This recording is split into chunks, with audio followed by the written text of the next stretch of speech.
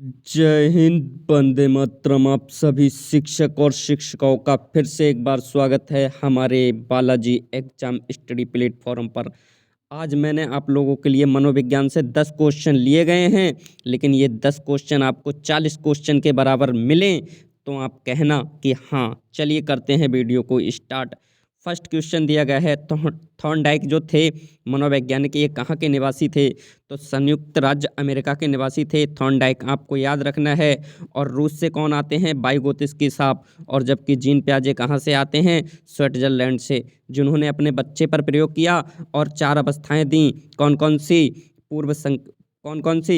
इंद्रिय जन ज्ञान की अवस्था थी फर्स्ट इनकी, और सेकंड थी पूर्व संक्रियात्मक, थर्ड थी मूर्त संक्रियात्मक और चौथी थी अमूर्त संक्रियात्मक। आपको याद रखना है, इन्होंने 4 अवस्थाएं दी और बच्चों की प्रयोग के लिए जाने जाते हैं। चलिए नेक्स्ट स्लाइड देख लेते हैं। आपको यहाँ से 4 फैक्ट मैंने बताए। मैंने कहा 10 क्वेश्चन 40 क्वेश्चन के बराबर मिले तो आप हाँ कहना, अन्यथा नहीं। मनोविज्ञान को 16वीं शताब्दी में क्या कहा जाता था? तो मनोविज्ञान को 16वीं शताब्दी में क्या कहा जाता था? तो चेतना का विज्ञान कहा जाता था। और किसने कहा चेतना का मनोविज्ञान? मानने वाले कौन थे? तो अरस्तु साहब थे। कौन थे?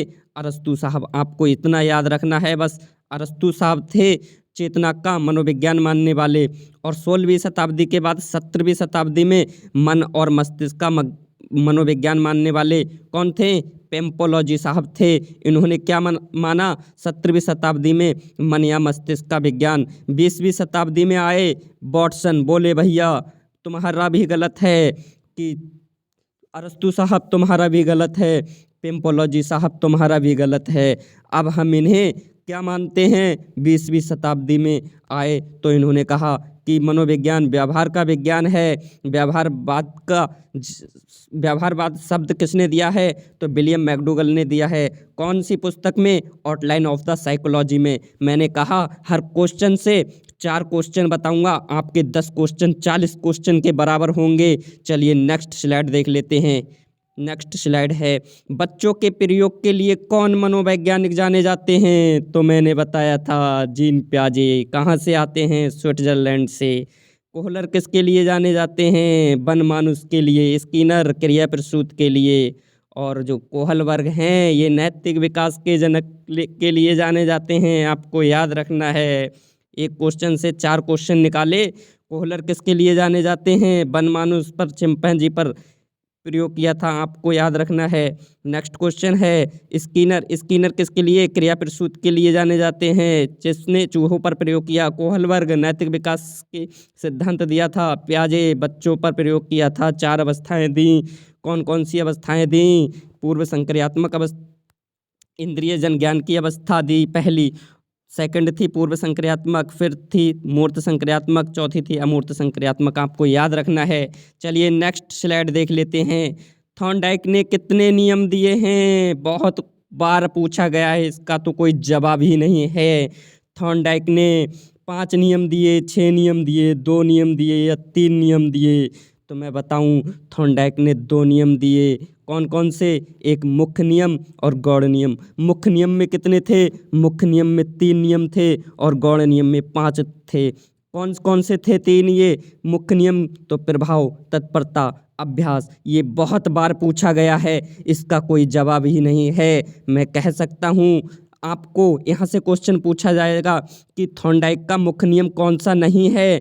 3 तो दे दिए जाएंगे जो हैं, और चौथा दे दिया जाएगा जो नहीं है, यानी कि गौड़ नियम में से रख दिया जाएगा।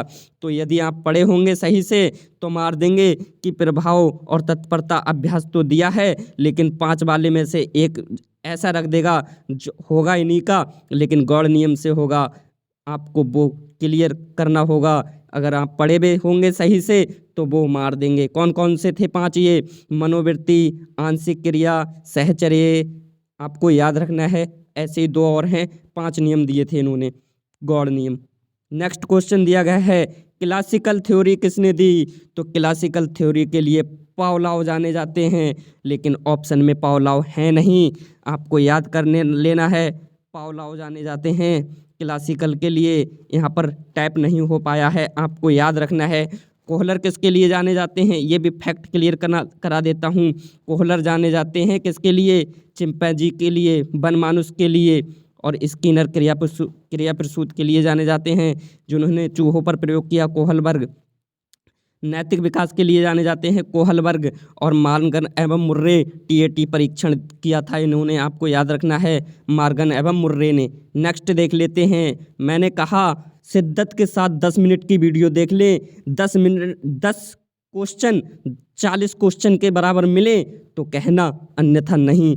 अंतर्दृष्टि सूझ का सिद्धांत किसने दिया है, अंतर्दृष्टि सूझ का सिद्धांत मैं बताऊं, कोहलर ने दिया है या स्किनर ने या कोहलबर्ग ने या मुर्रे ने, तो अंतर्दृष्टि सूझ का सिद्धांत कोहलर ने दिया है। इन्होंने कही है अपने सिद्धांत में जो सूझ होती है ना वो अचानक आती है।